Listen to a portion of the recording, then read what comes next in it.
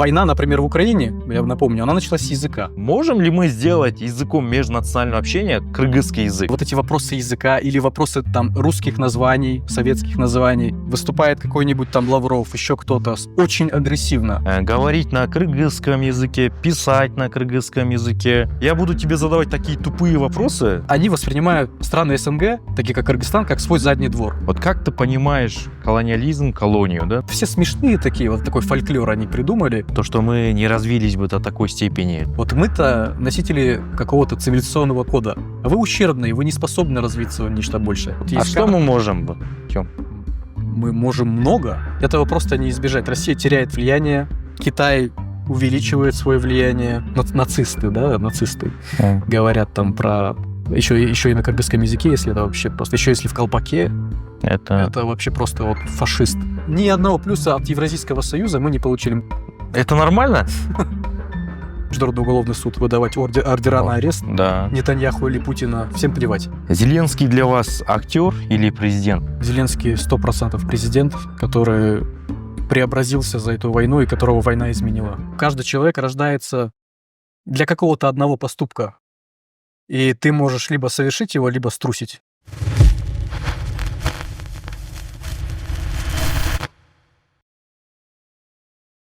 Артем, добро пожаловать на наш подкаст. Рад тебя видеть. Хотел бы тебя познакомить с нашими подписчиками, друзьями. В общем, сегодня у нас в гостях Артем Хан, журналист, работает в Стамбуле. И эти слова, я думаю, много о нем скажут. Добро пожаловать еще раз на наш подкаст. Сегодня будем говорить о теме колониализма. Очень актуальная тема по мне в Кыргызстане. И на каком языке будем говорить? На русском, на кыргызском? Как думаешь? К сожалению, мой кыргызский еще не так идеален, хотя это мое упущение. Я стремлюсь к тому, чтобы он был достаточен для того, чтобы проводить такие вот интервью. Но давай пока сегодня поговорим на русском и о русском языке как раз. Да. Спасибо за приглашение. Отлично, отлично. Да, я тоже так думаю, что на русском было бы удобнее. Как бы продолжая этот тезис, как ты думаешь, в общем, о теме языка в Кыргызстане? И еще хотел бы вот затронуть, ведь недавно президент Зеленский, давая интервью Фридману, сказал, что русский язык — это язык войны, вражды. И что ты сам, в общем, думаешь об этом? Ну, очень хорошо, что ты привел в пример Зеленского, потому что всегда нужно учитывать исторический контекст, политический контекст. И в этом отношении для украинцев, вот я тоже этнический украинец, безусловно, русский язык — это язык войны. И в контексте нашей страны, Кыргызстана, это тоже актуально, потому что наше колониальное прошлое связано с Россией, связано с тем, что ваш народ и мой народ лишали своего языка, своего алфавита, школ. И это было частью колонизации наших народов. И вот этот колониальный контекст мы до сих пор из себя изживаем. Вот все народы СНГ в той или иной мере, они все еще больны этим колониальным комплексом, каким-то недостаточно хорошим и заслуживающим отношением к собственному языку. Опять же, это у нас проявляется. И поэтому в Украине это просто принимает радикальную форму, это война. И там, конечно, это, безусловно, язык войны. У нас это язык пропаганды во многом, язык империи, и поэтому у нас тоже есть исторический контекст, который нужно учитывать, когда мы говорим о русском языке. Отлично. Еще же у нас говорят то, что русский язык — это язык межнационального общения. У меня такой вопрос. Язык межнационального общения хорошо было языком межнационального общения, а можем ли мы сделать языком межнационального общения кыргызский язык? Ну, нужно сделать кыргызский язык. И потом еще говорят, что русский язык — это окно, значит, в мир информации и так далее. Отчасти оно так, но есть более эффективные окна. Тот же самый английский язык. И у нас есть примеры наших собратьев по несчастью, бывших колоний, это Грузия, где буквально за одно поколение английский язык стал тем языком, с помощью которого молодежь как бы выходит вот в большой информационный мир. Но если говорить о национальном языке, как языке межнационального общения, мне нравится пример Азербайджана. Азербайджан — это супер многонациональная страна. Там есть русские, те еще молокане староверы, там есть бакинские евреи, там есть, очень, очень много национальностей, вернее, этносов, даже так сказать. Мы еще перейдем к понятию нация, почему Да. я говорю именно этносов.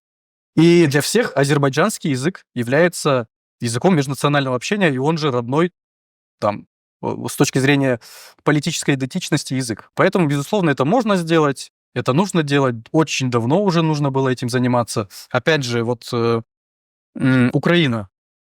Я был в Украине в 2017 году. Меня удивило, что, буквально за несколько лет, вот в 2014 году случилась революция достоинства, Майдан, и украинцы смогли буквально за короткий период унифицировать язык, перевести всю мировую классику на украинский язык и современные книги. То есть у них работает система того, что украинский язык — это тоже окно в мир.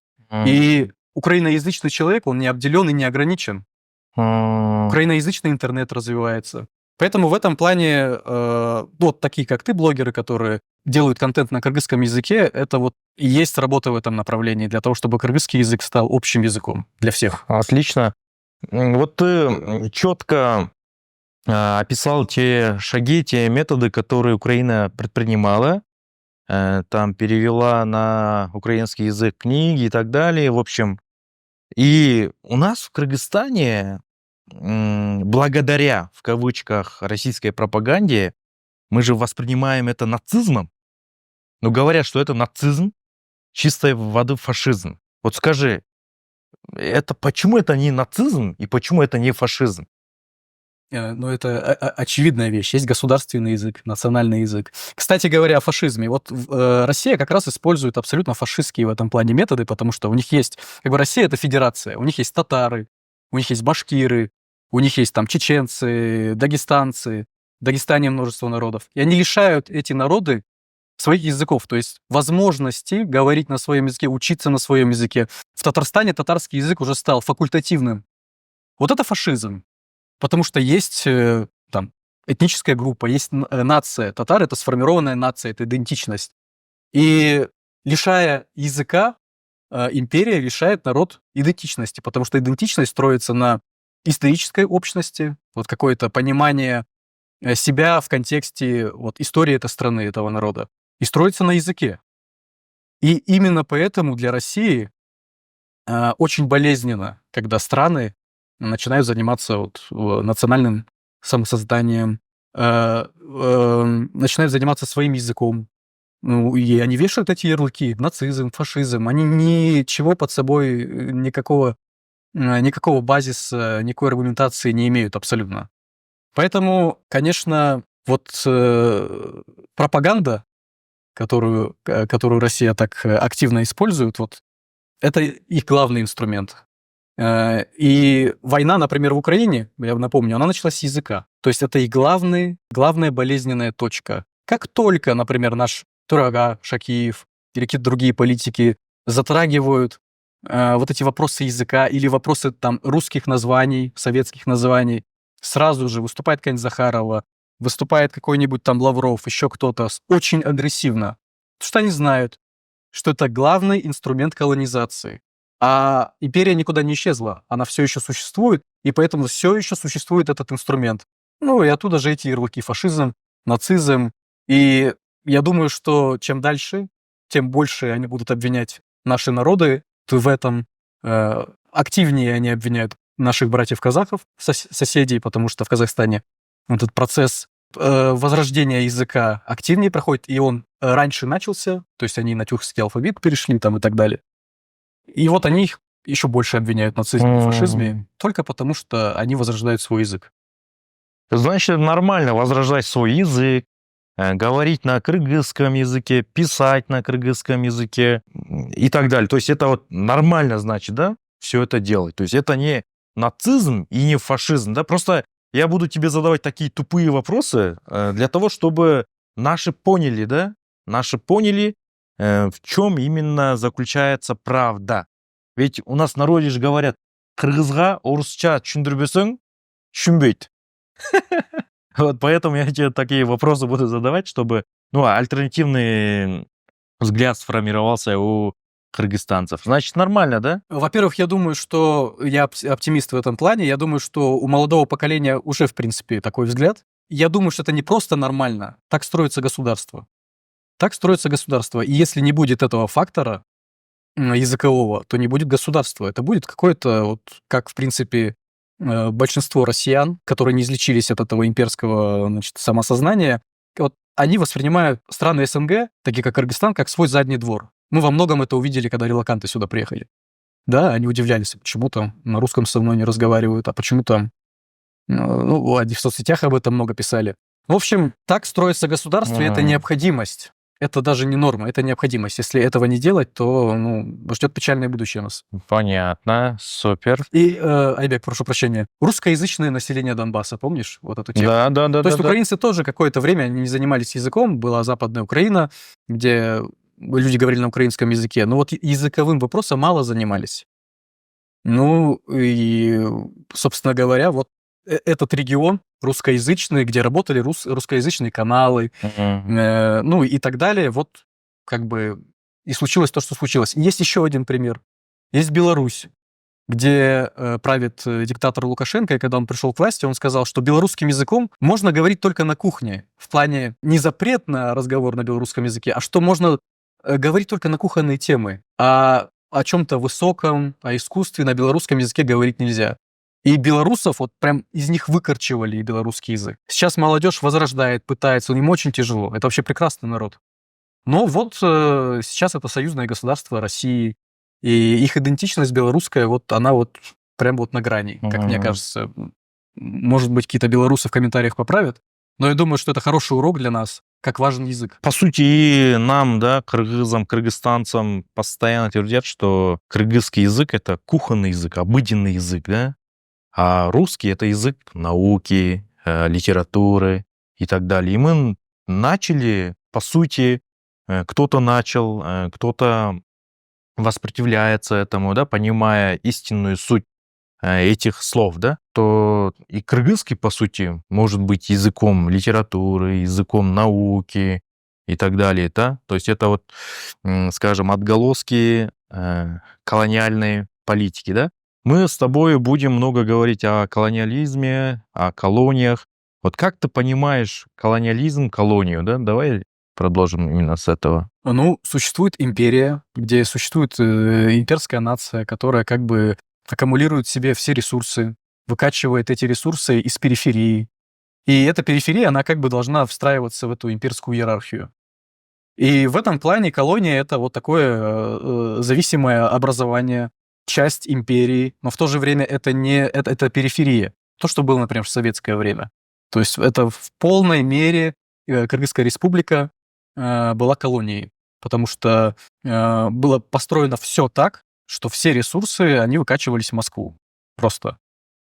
И как бы есть экономический аспект, есть политический аспект, то есть вся бюрократия учится, например, в центре империи, как бы им насаждается вот это самосознание имперское. Потом культурный колониализм. То есть, все направлено на то, чтобы лишить нации идентичности. И в то же время, вот что интересно, никто никогда бы не посчитал там кыргыза русским в советское время. Это невозможно. Они хотят и хотели, и сейчас тоже хотят, видеть народ именно, знаешь, вот украинец — это такой смешной, со странным говором, какой-то деревенский человек, танцующий гопак. Азербайджанцы там торгуют арбузами. Значит, центральные азиаты — это вот в тюбетейке такие услужливые, там, странные люди, смешные. Вот все смешные такие, вот такой фольклор они придумали. А вот они — это старший брат, который, значит, помогает младшим братьям. Вот это и есть суть колониализма. Когда ты встроен в эту иерархию, тебя манкуртизировали, лишили идентичности, лишили исторического самосознания, и ты полностью зависим. Твоя страна зависима, твое мышление зависимо от них. Значит, присоединение кыргызских земель к Российской империи можно рассматривать как колониализм, да? Да, это вот из той череды вопросов очевидных. Это классическая империя. Причем как бы вот выделяют два типа основных империй, вернее, не империи, а колонизации. Английский тип, британский и французский тип. Британский тип, британцы строили школы, строили какие-то институты, которые позволяли колониям встроиться, вот что ли, в какое-то культурное пространство Британии. Ну, вот Индия, например. Там много примеров. Французы просто приходили, устраивали геноциды, отрезали головы, там, человеческие зоопарки и так далее. Вот, собственно говоря, Российская империя — это французский тип колонизации. Ну, это геноциды бесконечные, это переселение. И это как было в Российской империи. Вот, например, у моих украинских предков, они, протестанты и баптисты, они бежали сначала в Казахстан, потом сюда, их преследовала Российская империя. Потом это продолжалось в Советской империи, и Екатерина II тоже этим занималась особенно. Ну, она больше вот при Екатерине II, великой матушке самой главной, значит, было истреблено множество народов от Дальнего Востока, Сибири. Это вот французский тип колонизации. И нужно отдавать себе отчет в этом. Это настолько уже прописано, настолько исследовано, есть множество трудов. Это не то, что я сейчас сижу и придумываю. Множество историков западных, местных уже эту тему очень хорошо исследовали. Например, вот я тебе тоже рекомендую, может быть, ты позовешь ее на подкаст, есть прекрасный казахский историк Айнаш Мустаяпова. Она занимается вопросами колониализма. Не просто то, как Российская империя колонизовала наши народы, а что было у наших народов. Например, вот если говорить про Центральную Азию, в Центральной Азии была прекрасная модель собственной демократии, кочевая демократия, у которой были свои принципы, которая могла вырасти во что-то большее, в самодостаточное и свое. Но это все выкорчевали, этого нас лишили, и вот у нее есть множество книг и множество работ как раз по тому, почему Россия — это империя, почему это колонизация, как она проходила и чего мы лишились. А у нас же говорят в Кыргызстане о том, что если бы не Российская империя, то мы превратились бы в Афганистан. То, что мы не развились бы до такой степени, то, что у нас инфраструктуры не было. А это все, получается, ложь, да? Ну, конечно, это ложь, это паттерн российской пропаганды, которая говорит о том, что без нас вы бы ничего не добились. Но это, опять же, знаешь, вот такой момент ущербности, что вы ущербные. Вот мы-то носители какого-то цивилизационного кода, а вы ущербные, вы не способны развиться в нечто большее. Даже вот пренебрежительное отношение к афганцам. Собственно говоря, они, кстати, любят вот Афганистан приводить в пример, но Афганистан — это жертва тоже колониализма. Жертва колониализма. И Афганистан такой из-за того, что он пережил множество войн. Кыргызстан в таком положении сегодня как бы не на уровне там каких-то западных стран, там, по уровню технологий и так далее.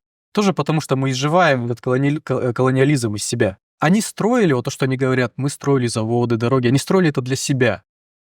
И я думаю, что множество кыргызов этнических подтвердит, что в Бишкеке в советское время было тяжело устроиться на работу, например, этническому кыргызу. И вообще считалось, что там Фрунзе, он тут русскоязычный город, а вот как бы местное население, оно, значит, вот где-то в периферии должно быть, там, как они говорят, с гор спустились, там, к нам сюда. Большинство здесь было русских, там, каких-то других, ну, вот представителей, короче, титульной имперской нации. Ну, я думаю, может быть, твои родители рассказывали, там, бабушки с дедушкой. Ведь это так и было. Да. Что, ну вот, была дискриминация явная.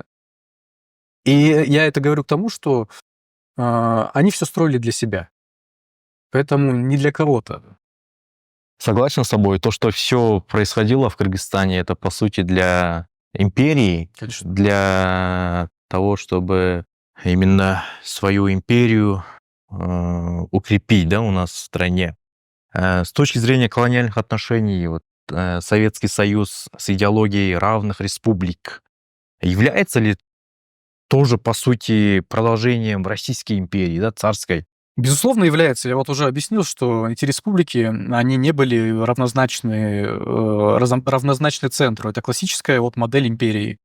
Может быть, вот есть такое мнение, я не особо эксперт в этом, что вот большевики изначально, вот эти их советы, их модель построения взаимоотношений с народами, там, с разными субъектами, она была более справедливой, и вот поэтому многие народы, они как бы вот пошли за красными. А потом пришел Сталин, и вот Сталин как бы он воссоздал имперскую модель. Вот есть такое мнение, может быть, оно близко к правде, но даже вот по нашим лидерам вот АССР кыргызского мы видим, что вот как только начиналась работа по укреплению суверенитета, что ли, их сразу репрессировали, сажали, расстреливали, убивали и так далее. То есть, ну, потому что суверенитет, его практически не существовало, он находился в рамках, которые определяла Москва. Да. Это не тот договор, знаешь, как настоящая федерация, это вот Соединенные Штаты, где есть штаты, они договорились о модели такой справедливой. Многие просто не понимают, почему у них такая выборная система. Но это потому что, там, чтобы большая Калифорния там не перекрывала какой-нибудь там штат Мэн маленький и так далее. В этом плане Россия такой должна была быть. Там тоже должно быть вот это распределение, что вот Татарстан, есть свои, допустим, выборщики, там есть у Дагестана свои выборщики, у чувашей, у якутов, и каждый народ представлен. Вот это какая-то модель там равнозначных отношений договорных. Опять же, добровольно, если можно выйти из этого договора. В Советском Союзе такого не существовало, и даже при развале Советского Союза уже вот в конце, мы помним, что произошло там в Баку, когда Горбачев ввел туда войска. То есть это не позволялось, стремление к суверенитету не поощрялся, и, конечно, эта модель империи классическая. Ведь и в советское время, да, как ты отметил, по сути, все опиралось именно на русскости, то есть русификации народов остальных стран, в том числе и Кыргызстана, да? Давай сейчас мы поговорим о нынешнем нашем положении, о Кыргызстане. Каким образом Российская Федерация до сих пор влияет, да? И продолжается ли именно колониальная политика России в отношении Кыргызстана? Россия, безусловно, рассматривает Центральную Азию как свою вотчину. Очевидно, что она теряет влияние в Центральной Азии. И, наверное, последняя страна в Центральной Азии, которая еще максимально лояльна в Москве, это Таджикистан. Я думаю, не зря была та самая война против Кыргызстана. Конечно же, это продолжение колониальной политики, потому что империя сохранилась. Они не излечились от имперского самосознания, вообще от этой модели. Здесь было же множество империй вот в конце, значит, после Первой мировой войны несколько империй развалилось, в том числе и российская, но она потом, Сталин опять ее возродил. Османская империя разрушена. Кемаль Ататюрк своей жесткой рукой очень эффективно модернизировал страну. Он сохранил страну. И благодаря этому Турция такая, какой мы сегодня ее видим, которая стремится в Евросоюз, которая играет очень серьезную роль в регионе. Но это уже не империя, и это хорошо. Время империи прошло. Там Австро-Венгерская империя, да, рухнула. Британская империя рухнула. Но вот Российская империя, она сохранила себя. Ну, это, наверное, географическая еще специфика, потому что, ну, это пространство, зачищенное ими же от народов, оно пустое, и этих самих народов очень мало. Малочисленны они в России, я имею в виду. Ну, собственно говоря, вообще все СНГ, почти все СНГ, там, за исключением уже Азербайджана, наверное, еще нескольких стран, может быть, Россия воспринимает как вот свою естественную зону контроля, как бывшие колонии. Они сюда, как хозяева, пытаются... уже так сильно не получается, но вот до недавнего еще времени при предыдущих властях это просто активно проявлялось. Еще вот это пренебрежение, вот это хозяйское отношение. Помнишь те бесконечные, значит, претензии, что у вас Иссык-Куль, что Жириновский говорил, мы у вас еще Иссык-Куль заберем. Ну, это вот такое вот барское, да? Эта политика сохраняется, у них есть множество инструментов для этого. Вот, об инструментах давай поговорим. Какие инструменты есть сейчас у России? В первую очередь это пропаганда. И мы, конечно, насмехаемся над этой пропагандой, она такая туповатая. Я очень долгое время тоже вот всячески издевался над этим. Но сейчас я вижу, что даже западный мир, он подвержен этой пропаганде, она работает. И, наверное, она на сегодняшний день самая эффективная, как пропаганда, как вот промывка мозгов. Она настолько, на самом деле, тонко работает, и она работает на массы. Может быть, там на тебя не сработает, на меня не сработает, там на каких-то людей, у которых есть какое-то критическое мышление. И то, знаешь, да, вот смотришь, и не боятся проговаривать неудобные для себя вещи. Вот, например, только что там я проматывал ленту, обсуждают высказывание Рубио, нового госсекретаря, Да. о том, что Россия начала эту войну и так далее, то он там жестко высказал. Они берут это и не оставляют без своего внимания, и выворачивают, интерпретируют так, как им надо.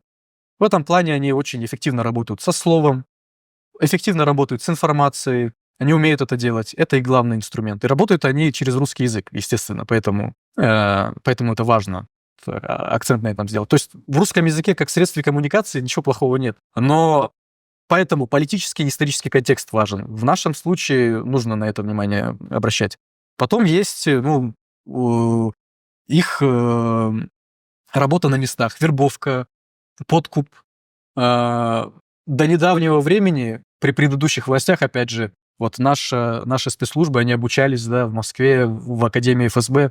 То есть, что это, если не потеря суверенитета? И только сейчас вот вернули, сейчас они могут получить это образование, наши разведчики там в наших академиях, в Кыргызстане. Это огромный шаг на пути к суверенитету.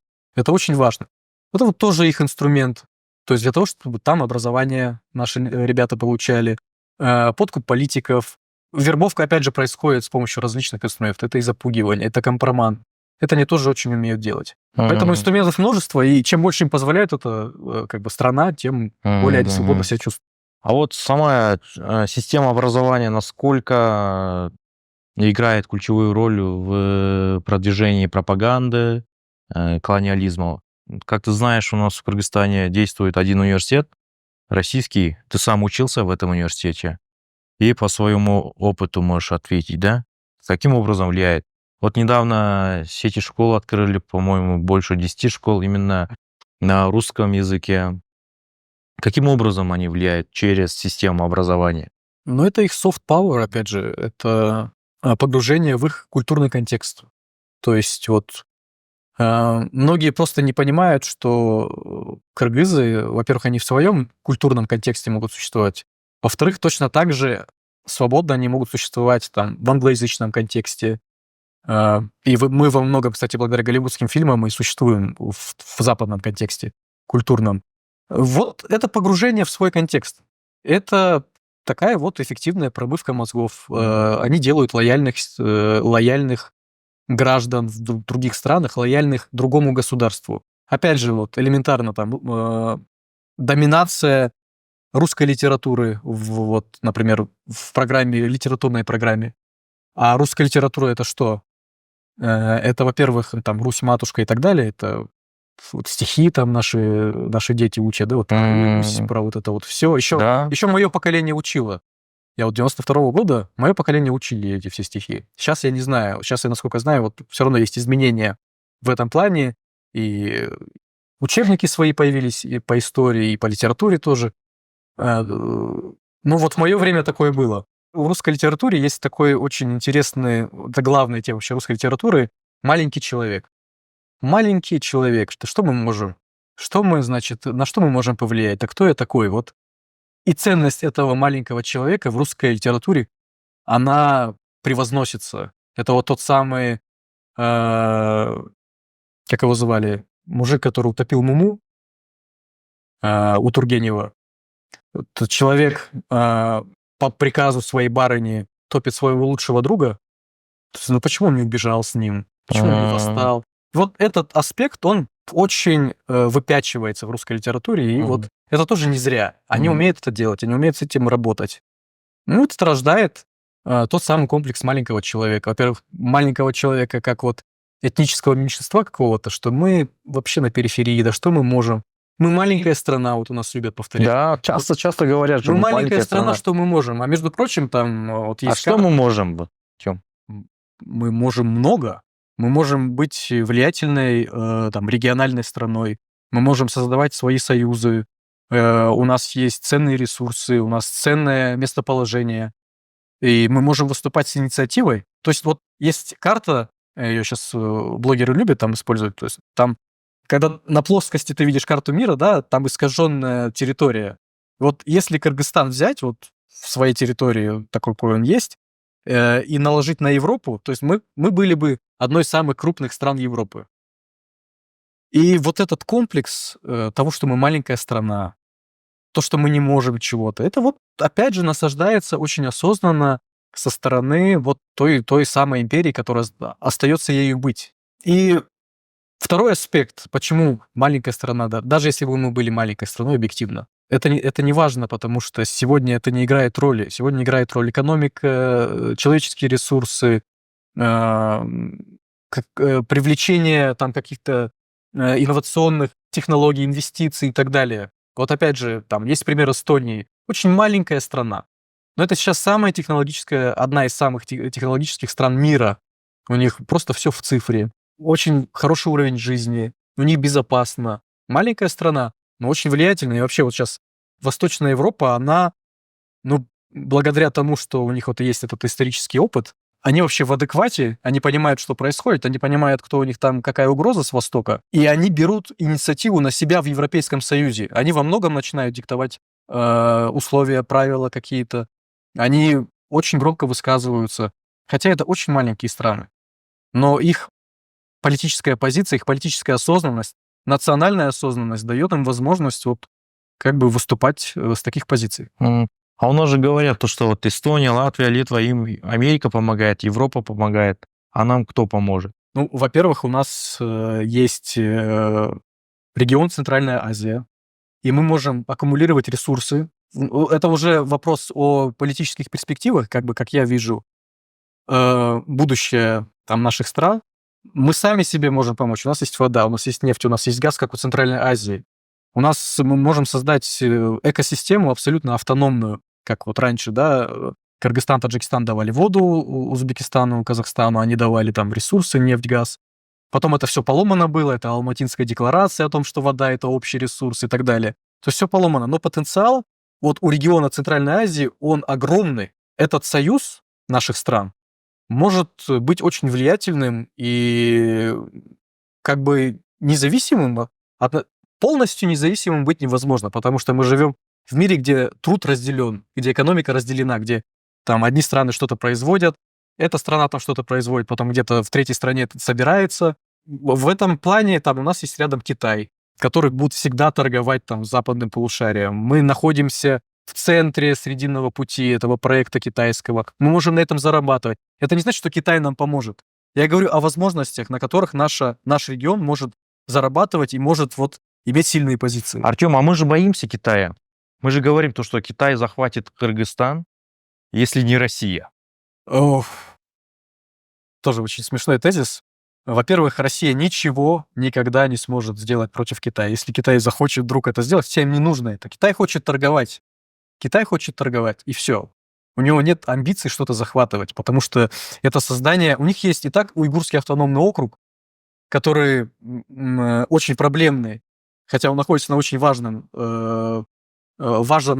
месте, как раз который соприкасается там с Центральной Азией, вот этот коридор. Им бы свои вот эти проблемы решить. Зачем им создавать, для чего им создавать какую-то ситуацию нестабильную у своих границ, внутри своего государства? Им это не нужно. Они очень тоже хорошо работают с точки зрения soft power, они научились это делать, там, учатся у них люди, в культурном плане тоже они себя продвигают. И главный инструмент, конечно, экономика. И в этом плане, если регион Центральной Азии стабилен, если грузы могут спокойно проходить на запад, через Каспий, дальше туда, в Европу, их это устраивает, зачем им творить здесь нестабильность?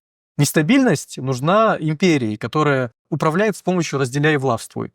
Все больные точки на территории постсоветских стран были созданы империей, Москвой. Это Карабах, это Приднестровье, это наши вот эти эксклавы, анклавы в Центральной Азии, которые тоже понасоздавались непонятно как. Это все было создано специально для того, чтобы создавать вот эти очаги нестабильности, для того, чтобы управлять с помощью этих очагов нестабильности. Не понравилось, как себя ведут кыргызские власти?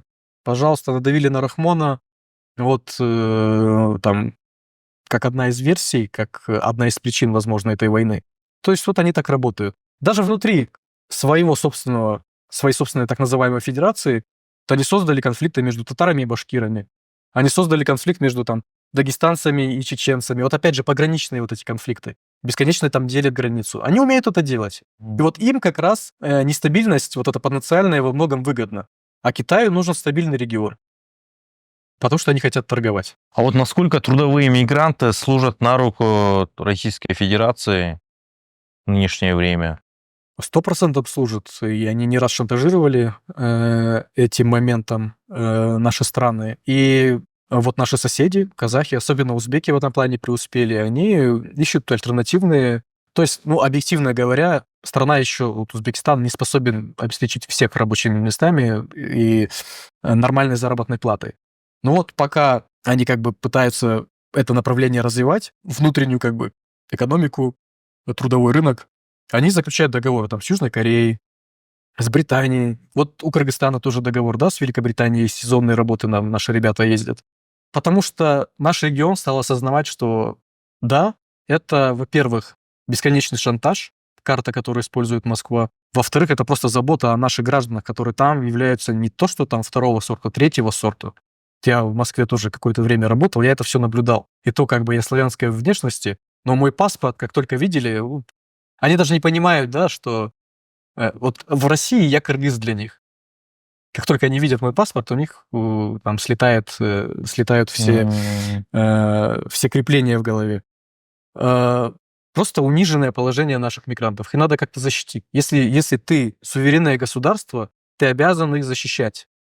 И поэтому вот ищутся какие-то альтернативные инструменты, какие-то альтернативные варианты для того, чтобы мигранты, может быть, в какие-то другие страны ехали. И да, наши ребята работают уже в Южной Корее, в Японии, в Новой Зеландии, я знаю, многие работают. То есть как будто бы наш народ осознает уже, что ну не стоит туда ехать, тем более там уже зарплаты, ну можно и здесь также зарабатывать. 30 тысяч рублей с этой инфляцией еще, 30 тысяч сомов тоже тут можно заработать. А в Кыргызстане как воспринимается колониальное наследие? Мы говорим ли об этом в Кыргызстане открыто, да? Мне кажется, больше стали говорить. Мне кажется, стали больше говорить. Опять же, я в этом плане оптимист, и наше поколение об этом много говорит. Опять же, мы там видим, как рассуждают наши родители, во многом мы видим разницу, да, вот, как они воспринимают там Россию. Даже я не говорю о том, что кто-то любит там Россию, вот просто Россию как что-то могучее, какое-то непобедимое, какое-то вот, что мы очень от них зависимы, хотя на самом деле у нас уже Китай на первом месте по товарообороту и по вообще вот по всем аспектам, по участию, по инвестициям, по тому, кто там тендеры забирает, если там иностранные какие-то компании там дороги кто строит. У нас уже Китай важный партнер. Но все еще вот сохранена вот этот стереотип про Россию. Но мне кажется, наше поколение больше говорит о колониальном прошлом, больше говорит о колониальных каких-то комплексах, что необходимо преодолевать. Это, кстати, делается в разных таких политических течениях, да, вот есть левый такой взгляд на это, есть более правый взгляд. Ну и в целом, да, мне кажется, что это сейчас мейнстрим в мире, вот деколонизация. Я, например, работаю с африканцами в том числе, там, в нашей организации. Но у них тоже очень активно все те же Сама Россия проблемы. же поднимает тему деколонизации в отношении Америки, Европы. То, что Россия борется с колониями, да, и деколонизирует. Вот это очень хороший момент, очень хороший пример, как они перехватывают повестку. И почему они очень хорошо с этим работают. Потому что этой повестки уже не избежать, ее нельзя игнорировать.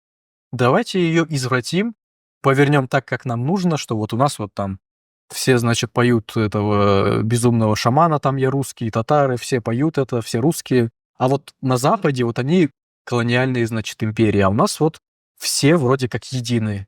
И мы, наоборот, вот, значит, за то, чтобы освободить там африканцев, этих бедных там от французского влияния, еще кого-то. Вот они перехватывают, именно так они перехватывают повестку. Мы поговорили о влиянии СМИ, да. В Кыргызстане российские телеканалы очень активно работают. И через эти каналы реально промывают мозги, да, можно сказать.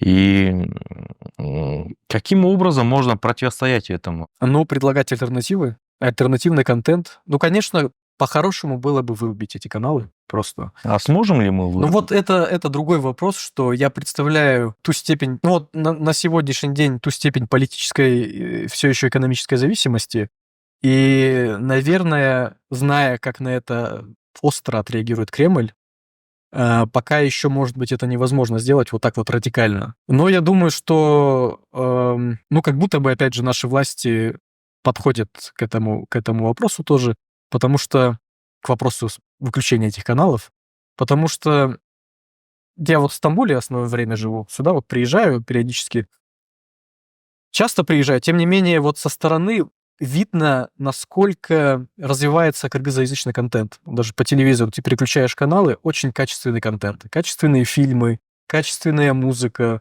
То есть появляется альтернатива качественно на кыргызском языке. Есть даже альтернативные русскоязычные каналы. Не знаю, кабельная у меня или не кабельная. Есть там каналы, которые транслируют настоящее время, там Радио Свобода. То есть, ну, есть альтернатива, есть выбор, есть то, что может, знаешь, вот щелкнуть у человека в голове, что, может быть, не все так однозначно, что нам там по Первому каналу рассказывают, как бы есть другая сторона.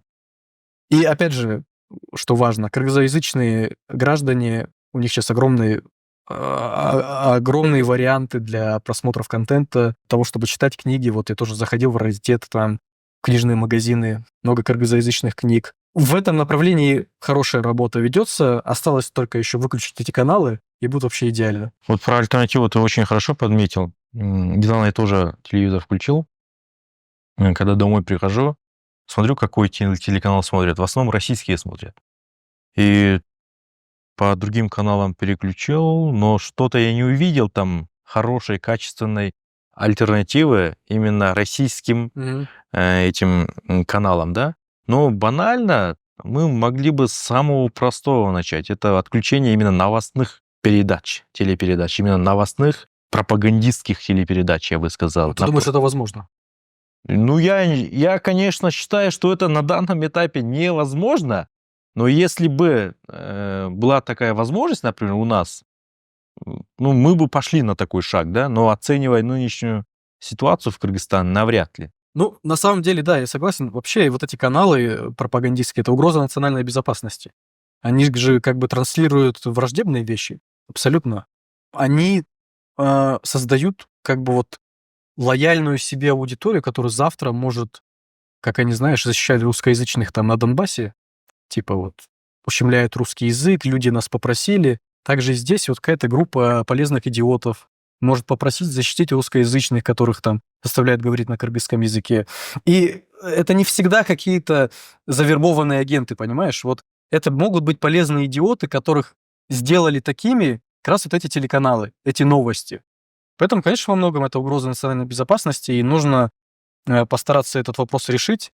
Но, опять же, вот в эту дыру нас загнали предыдущие власти, которые вот так вот присмыкались перед Россией, которые ездили там бесконечно в Москву утверждаться.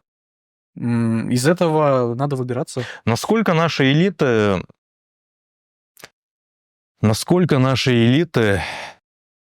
находятся под влиянием Российской Федерации?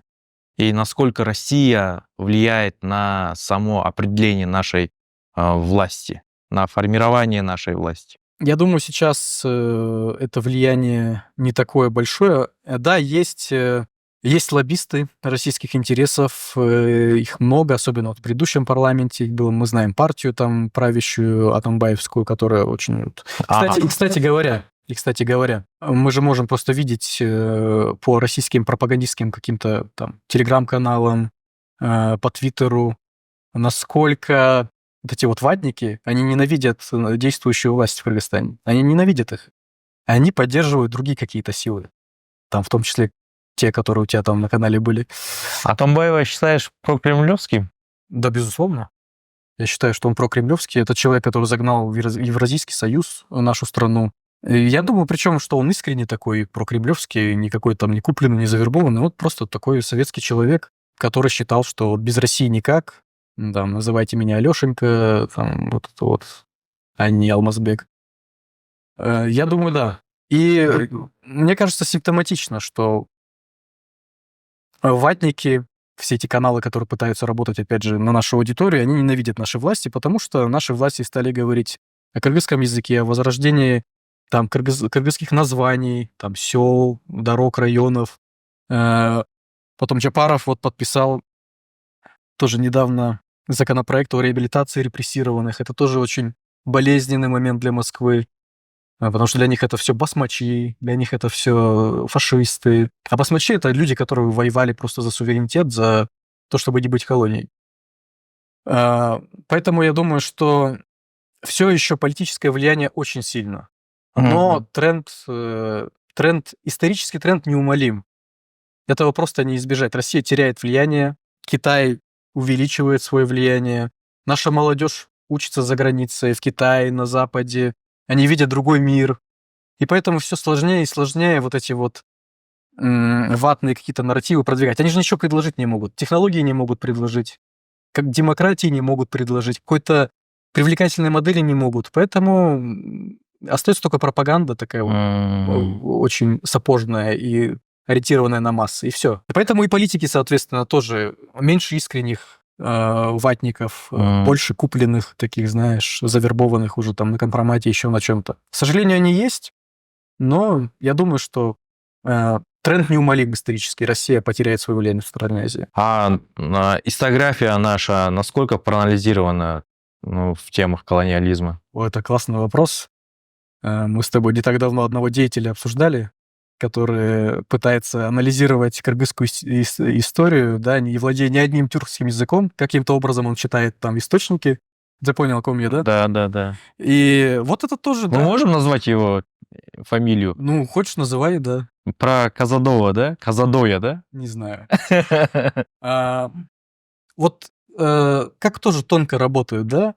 То есть похвалить там какой-то народ, сказать, что в данном случае там на кыргызский народ, что вы самые великие, вы вообще просто вот тюркологии нет, никаких тюрков нет, есть вот вы прародители. И простые люди, они покупаются на это. А это же вбивает клин там между там, соседями, там вот в там туркестанском проекте, туранском проекте, который они очень боятся в Москве. Вот таким образом они тоже работают, как бы с информацией, с историей, занимают вот эти ниши информационные. И там очень эффективно работают. Да, к сожалению, мы историю нормально, качественно не можем проанализировать, да, даже нынешнее вот именно влияние России сильно на это отражается. Даже вот тему Юркюна мы не можем открыто сказать, да, даже вот про басмачей мы даже не можем открыто сказать, да, и таких тем у нас очень много в Кыргызстане, на которые именно колониализм сильно влияет на открытие этих тем. Ну вот мне было бы интересно, да, посмотреть какое-нибудь интервью, может быть, вот тебе такое пожелание, какой-нибудь специалист в сфере образования, насколько у нас сейчас вот изменения, да, в этом направлении какие-то ведутся. Потому что я помню, вот мое поколение проходило историю по учебнику Осмонова. Или Османова, не знаю, как правильно. Вот там достаточно хорошо показана вот колонизация, и достаточно такие, как будто бы для России резкие моменты проговорены. Есть попытки, мне кажется, анализа. Опять же, вот в Казахстане это вообще супер тренд. У нас тоже, я думаю, есть хорошие историки, которые национально ориентированы, которые не подстраиваются под какие-то политические проекты и тренды. Поэтому я думаю, что можно найти. У нас просто, понимаешь, у нас как будто бы все еще маргинализирована эта тема, что ли. Они все еще тут как бы маргиналы, нацисты, да, нацисты говорят там про еще и на кыргызском языке, если это вообще просто еще если в колпаке, это вообще просто вот фашист. Но я думаю, что они есть. Какая альтернатива может быть в международных отношениях, в сотрудничестве, можно сказать? Ведь у нас же говорят, кроме России, ну, никому Кыргызстан не нужен. Если не Россия, то никто. Да. То, что Россия только помогает, то, что мы не можем сотрудничать там с Китаем, с тюркским миром, Почему мы не можем с Европой. сотрудничать с Китаем? Вот какая-то синофобия есть, я понимаю, но Ну, я тоже вот такой вопрос им задаю, а они, ну, по-разному отвечают. Вот как ты на это смотришь? Можно, да, у тебя канал один прорекламировать, YouTube? Конечно. Вот нашего общего друга Каната Нугайбаева, у него есть канал Нугайбай, может, ты даже ссылку дашь. Мгм. Мы там еженедельно стараемся как раз эти вопросы раскрывать. Какая есть альтернатива политическая? Альтернатива на самом деле лежит вот просто вот перед нашими глазами. Это страны Центральной Азии, которые обладают всем потенциалом для того, чтобы быть влиятельным субъектом международных отношений. Здесь никто не говорит о том, что наши страны должны стереться, и мы должны стать одной страной. Это просто политический союз, как Европейский союз, например. Нам даже легче это будет сделать, потому что в Европе как раз очень разношерстные страны. Разные языки, да, разные культуры, ментальности. Народы Центральной Азии, они в целом существовали всегда, даже границ, да, не было. То есть это было вот такой вот естественный исторический взаимообмен, культурный взаимообмен. Поэтому вот есть туркестанский проект. Причем этот проект, как бы он политически уже реализовывался в 20 веке. Но опять же, кто его подавил? Империя. Есть как бы более большой проект, наднациональный, такой надрегиональный, что ли, это проект Турана. Это сотрудничество с Турцией, которая очень тепло относится к странам Центральной Азии и которая вот очень на фоне России очень видно, вот какая разница в отношении турок к Центральной Азии и у россиян. У россиян это всегда такое вот высокомерное, снисходительное. Опять же, когда мы говорим про россиян, да, про русских, мы говорим о матрице, да, вот о матрице, имперской матрице. Есть, конечно, множество прекрасных людей, которые этим не заражены. Вот у турок отношение к Центральной Азии как о прародине. Они так и говорят. Мы все оттуда вышли. Это наши братья. И мы должны с ними... То есть никакого высокомерия, никакого-то такого вот имперского пафоса от турок не услышишь. Они хотят сотрудничать, они хотят торговать. И Туран, он очень вкладывается в концепцию китайского шелкового пути. У них есть там 3 ветки, как мы знаем. Это северная, там через Россию, Украину уже, понятно, не работает. И китайцам это не особо нужно. Вообще, китайцам эта война во многом была выгодна, потому что они полностью Россию под себя подмяли, как ресурсный такой придаток. У них есть срединный коридор, и есть там морской вот этот по низу. Срединный коридор — это как раз Центральная Азия, Каспий, Европа. И вот это и есть Туран как раз. И Китаю очень выгодно, если страны Турана будут укреплять взаимоотношения, будут унифицировать какие-то стандарты законодательные, юридические, логистические. Китай это поддерживает очень активно. Турция сейчас в очень теплых, тесных взаимоотношениях с Китаем. Фидан недавно был в Китае. То есть как бы наши возможности наших стран, они вот на ладони. От России мы уже ничего толком получить не можем. Это как бы такой поезд, который по инерции просто едет, вот этот Евразийский союз, абсолютно невыгодный нам. Абсолютно нам невыгодный. Это просто нас поглощает такая вот доминирующая экономика большая. Они могут манипулировать этими тарифами как угодно, Москва я имею в виду. И как только им что-то не нравится, да, вот опять же, в наших политиках, в нашей политике, они сразу там находят что-то в нашем мясе, что-то в нашем молоке. То же самое с Казахстаном. Сейчас стоят грузовики на границе России и Казахстана, если ты знаешь. И Казахстан вчера ноту протеста выдал Москве, что, ну, как бы вы даже не выполняете собственные нормативы евразийские, которые вы же написали и вы придумали, вы их нарушаете. Да. Нарушают они, потому что могут нарушать, потому что они привыкли так делать. У нас был прекрасно построена система реэкспорта, у нас были качественные китайские товары, турецкие товары. Что мы получили после Евразийского союза? Как бы взлетели цены, эти товары стали в несколько раз дороже. Дордой, который был просто торговым хабом почти, ну, можно сказать, СНГ, ну, все СНГ знало Дордой. Дордой почти погиб. То есть, ну, ни одного плюса от Евразийского союза мы не получили. Мы получили просто закрепление нашей зависимости, абсолютно искусственной. Она неестественна. Наши естественные союзники — это Центральная Азия, Турция, торговля с Китаем и вот этот вот срединный коридор. Вот это наше будущее. А насколько страны Центральной Азии это осознают? И есть ли движение в этом направлении? Ну, есть Центральноазиатский совет, они собираются регулярно, есть унификация стандартов, есть работа вот с паспортами, признанием там вот этих визовых вопросов и так далее. Работа ведется. Опять же, вот массы и люди, не погруженные сильно вот в этот вопрос, вопросы политики, экономики, они всегда слышат только громкие какие-то лозунги, какие-то такие вот радикальные высказывания, но интеграция, она строится на вот этих кирпичиках, мелочах. Унифицировали вопрос там, ну вот какой-то буквально там грузоперевозок, там как это принимается, как это заносится там в сметы, чтобы это все было по общим стандартам. Вот на этих кирпичиках интеграция и строится.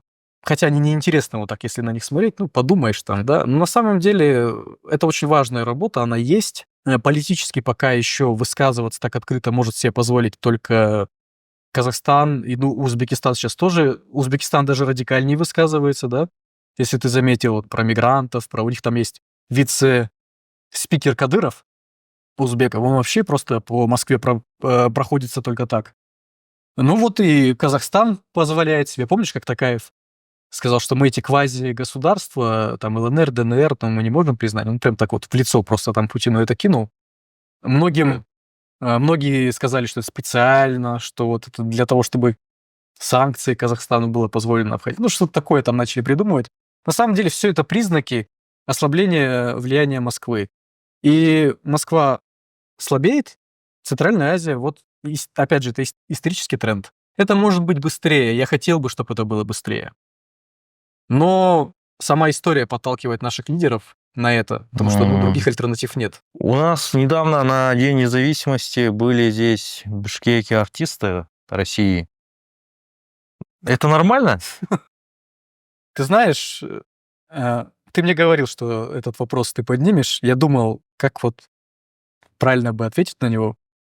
Ну, мое мнение такое. Наверное, запрещать что-то кому-то слушать неправильно, но здесь вопрос, опять же, национального достоинства, как мне кажется. Вот позвать вот этого вот Киркорова, который вообще, какое было прекрасное шоу до этого, вот эта историческая экспозиция, да, супер, супер дроновое шоу. И потом вот выходит вот это вот чудо Киркоров, который, по-моему, по некоторым данным, там, по-моему, открыто это как бы никто не высказывал, но журналисты говорили, что он самый дорогой был артист из всех приехавших. И вот он просто походил, он даже толком не пел, да, в ноты не попадал, просто на пофиг вот приехал в колонию, очень пренебрежительно, очень халатно сделал свою работу, ему отстегнули деньги, и он уехал. Он же приехал поздравить, деньги не брал.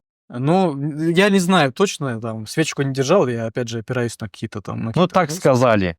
Да, ну, даже если, хорошо, он бесплатно приехал, они типа все, по-моему, там, этот, Михайлов и так далее, но я к тому, что должно же быть какое-то чувство собственного достоинства.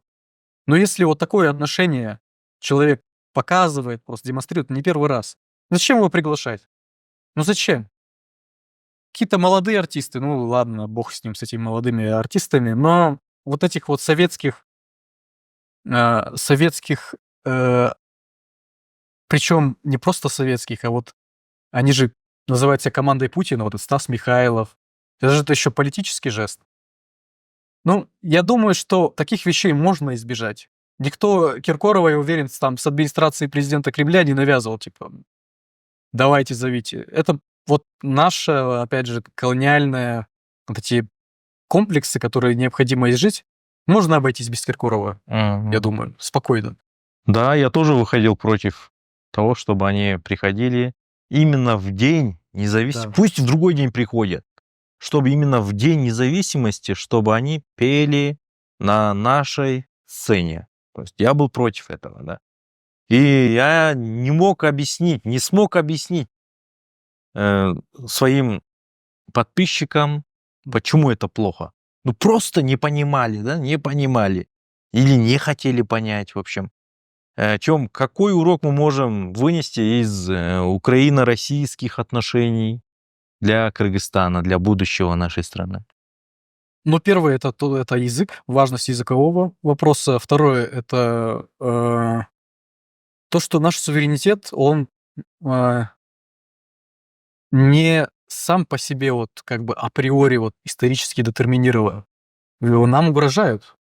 И этот суверенитет могут отнять, если его не укреплять, если им не заниматься. Украинцам тяжелее, казахам тоже тяжело, потому что украинцы граничат с Россией.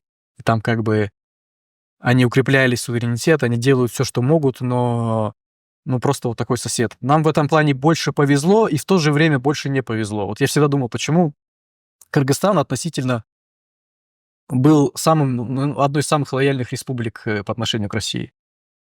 А я думаю, потому что мы с ними не граничим, и вот этой экзистенциальной угрозы так вот ощутимо прям не испытываем, как Казахстан, например. Потому что казахам угрожают постоянно, и они всегда чувствовали это. И они каким-то образом с этим работают, ну, пытаются работать. То есть у них в голове это есть. У нас с этим сложнее, но тем не менее, вот угроза Казахстану — это угроза нам, потому что после Казахстана идем мы. Скорее всего, после Украины пойдет Молдова, я думаю, если у россиян все получится, но я думаю, что у них не получится. Ну, может, вот большая угроза Молдове.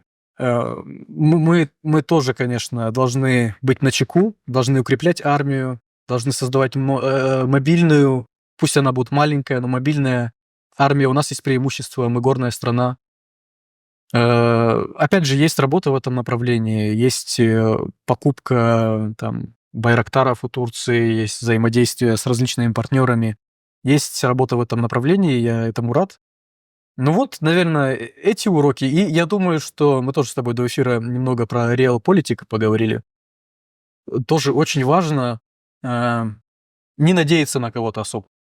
Вот на кого-то надеяться просто это не всегда оправдает твои ожидания. Потому что каждая страна, она в первую очередь занимается своими интересами. И вот тот постялтинский мир после Второй мировой войны, в котором мы живем, мы видим, что он разрушается, что Запад не вытягивает просто, не вытягивают поддержку союзников. Это и политическая деградация, мы видим там этих европейских лидеров большинство. Это и вот мы видим, что в Соединенных Штатах происходит.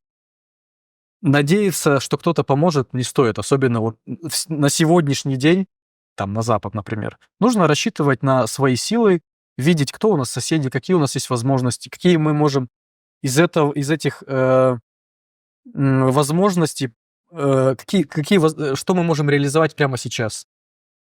И что касается Украины, я думаю, что, конечно, нам, естественно, поддерживать Украину, потому что Украина борется с нашим общим врагом, с империей, и это в наших национальных интересах.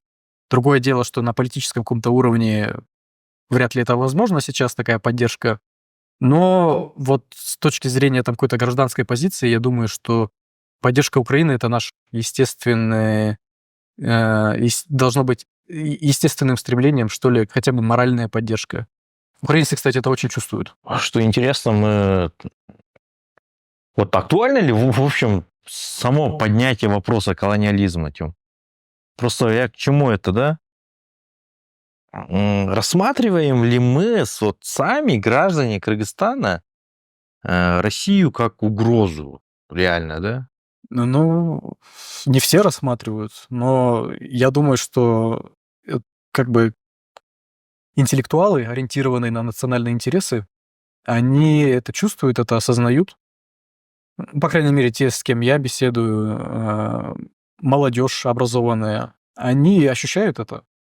И, конечно же, это актуально, потому что этот вопрос, эту проблему мы должны донести до всех, до тех самых масс. Ну, наверное, я тут слово «массы» всегда произносил в пренебрежительном отношении. Там пропаганда работает на массы. Давай скажем, для всех граждан Кыргызстана мы должны донести эту мысль, что, ну, хорошо, но вы любите русскую культуру, там, Россию и так далее, но прежде всего вы должны быть ориентированы на интересы Кыргызстана.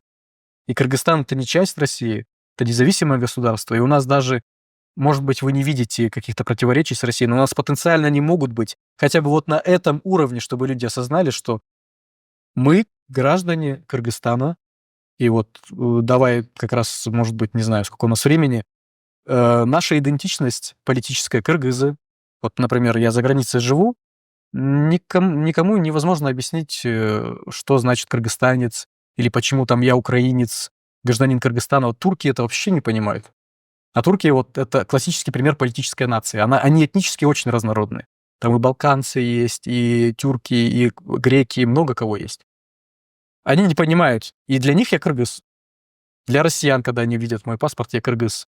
Вообще, nationality — это гражданская идентичность именно, да, в английском языке. У них вот как бы об этническом таком моменте не заходит речи, когда вот, там паспорт они твой видят, когда ты с ним начинаешь беседовать.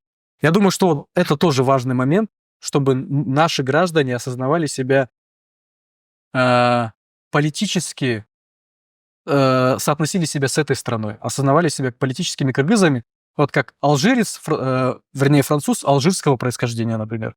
Я, например, кыргыз украинского происхождения, ты кыргыз кыргызского происхождения этнического. То есть до этого можно дойти, но вот эти все кыргызстанец, там, казахстанец, это, во-первых, как-то коряво с точки зрения языка звучит, и это неестественно, это не приживается. Поэтому я думаю, когда наши граждане будут ассоциировать себя с Россией, любой нации, любого этнического происхождения, будут ассоциировать себя с Кыргызстаном, тогда мы пойдем вперед, и нас ждет вот, суверенное, нормальное будущее.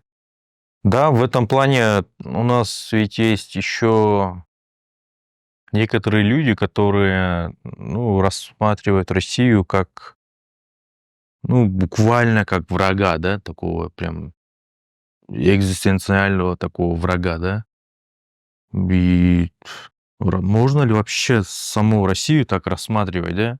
Я бы сказал, что нужно рассматривать как угрозу, и нужно рассматривать как врага именно политику имперскую, империалистическую, но там сама по себе Россия, если она потенциально будет демократичной, хотя это уже перестанет быть империей, и, скорее всего, она развалится, но тем не менее, тут еще один момент есть, что мы просто не имеем политических возможностей, вот просто потенциала вот так вот заявить, что это там враги. Это, опять же, реал-политик. Ну вот есть, да, вот такая страна там через нашего соседа, через Казахстан. Вот есть она. Нужно с этим как-то работать. Нужно защищать свои суверенные интересы и в то же время помнить о том, что, в первую очередь, нам важны интересы наших граждан и в какой-то мере, может быть, не обострять. Что сейчас, в принципе, наши власти пытаются как-то лавировать. Я думаю, что это разумная, мудрая политика. Радикально там, поклоняться Западу, поклоняться Китаю, там, бороться против России. Это путь в никуда. Ты, опять же, становишься пешкой просто в руках других каких-то сил. Запада, либо там Китая, да? Нужно адекватно оценивать, мне кажется, Да. ситуацию и давать объективную такую оценку происходящему. И как наши некоторые радикальные группы рассматривать Россию как прям непримиримого такого врага, который делает и только вред кыргызскому народу, мне кажется, это приведет вообще не к лучшему, да? Вообще радикализм в любой форме, он к лучшему не приводит. В любой форме. Абсолютно это есть идеологический радикализм, есть там религиозный радикализм, какой угодно. Это когда ты строишь идентичность на противопоставлении, это не всегда, не всегда закончится чем-то позитивным. Я, например, как вижу, да, почему, например, я веду сейчас наш диалог, подкаст на русском языке. Я сам, например, русский язык как язык вражды либо войны вообще не рассматриваю, да. Если владеешь, можно общаться на этом языке, но ни в коем случае русский язык не должен подавлять, например, наш национальный, родной кыргызский язык, да. И в этом ключе, если рассматривать, также Россию как такого прям врага для Кыргызстана тоже не рассматриваю. Можно со всеми дружить, можно со всеми выстраивать теплые дружеские отношения, что с Россией, что с Китаем, там, что с Турцией, и вести такой реал политик, да? Да, да. Просто нужно понять, что реально правила международные, они разрушены. Они не работают, и никакого международного права не существует уже сегодня. Мы видим там, как там главная страна мира угрожает аннексией там Гренландии. Э, Путин во многом это гробовщик мирового порядка. Он начал все разрушать с аннексией Крыма и так далее. Ну и мы видим, что он ничего не может сделать. Международное право не работает.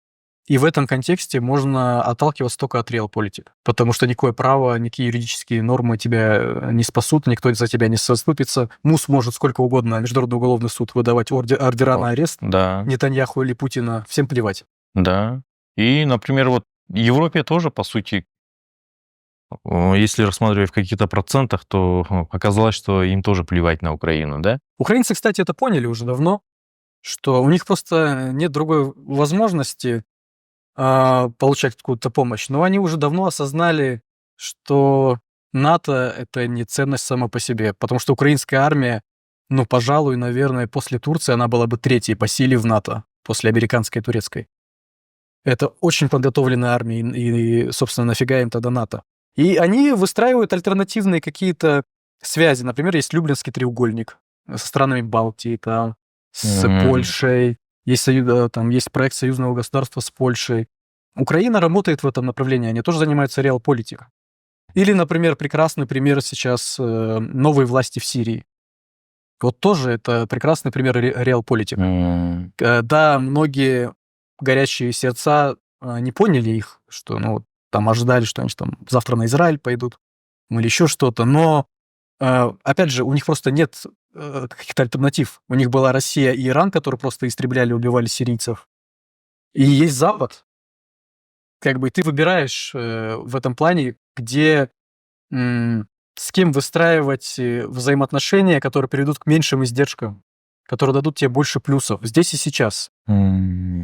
Да, только так и только такие страны, которые отталкиваются от национальных интересов, могут выжить, наверное, в той турбулентности современной. Отлично. Блиц-вопросы для того, чтобы подытожить сегодняшний наш подкаст. СССР империя или союз равных? Империя. Был ли кыргызский народ колонизирован? 100%. ЕС больше возможностей или зависимости больше? Конечно, это больше зависимости. Какая страна сегодня сильнее влияет, Россия или Китай? Безусловно, Китай. Зеленский для вас актер или президент? Зеленский 100% президент, который преобразился за эту войну и которого война изменила. Хотя сначала я к нему негативно относился, но война сильно меняет людей. Просто говорят же, что Зеленский актер и по актерскому поступает сейчас. Хорошо, я согласен, что он актер, но я думаю, что лучшего лица для воюющей страны, которая просит помощи у мира и которая презентует себя как борца со злом, вот лучшего лица, чем актера, найти невозможно. Он оказался в своем месте, в свое время. Не он же принимает решения там на поле боя, где что. Это главнокомандующий, и у него есть советники. Зеленский оказался на своем месте в свое время. И самое главное, вот знаешь, чуть там пафоса к концу нашего разговора, есть такая теория философская, что каждый человек рождается для какого-то одного поступка. И ты можешь либо совершить его, либо струсить. И вот мне нравится об этом думать как раз в контексте Зеленского. Я думаю, что тот самый поступок, если это так, который решает, вообще ты достойный человек или нет, было то, что он не сбежал с Киева, когда русские уже брали Киев. Он остался в нем, хотя американцы, европейцы присылали уже вертолеты, что мы сейчас заберем, будет правительство в изгнании и так далее. Он не ушел, он снял себя на телефон, он остался со своим народом. И вот этот один поступок, он перекрывает все остальное. То, что он имел наивный какой-то взгляд на Россию, на то, что он пытался там разоружить армию в какой-то момент, пытался договориться. Вот этот один поступок, он стирает все, потому что в том числе благодаря этому Украина выстояла. Ленин для вас? Сложная фигура. Ну, это, конечно, кровавый... Ну, он не диктатор, ну, хотя, конечно, диктатура большевиков, его можно назвать диктатором. Я бы сказал, что это интересный человек, труды которого стоило бы поизучать, вот именно с точки зрения социального инжиниринга, как сейчас, знаешь, модно говорить. Я думаю, что он очень хорошо понимал Россию как раз. Для того, чтобы понять вот эту империю, Ленина стоило бы читать. Это интеллектуал, но, конечно, для меня это зло абсолютно. И с точки зрения всего кыргызского народа, да? Безусловно, 916 год, опять же, по некоторым данным, 40% населения Кыргызстана вот в совокупности, да, погибло и при переходе в Китай, при возвращении, при этих репрессиях. До сих пор не посчитано, на самом деле, толком.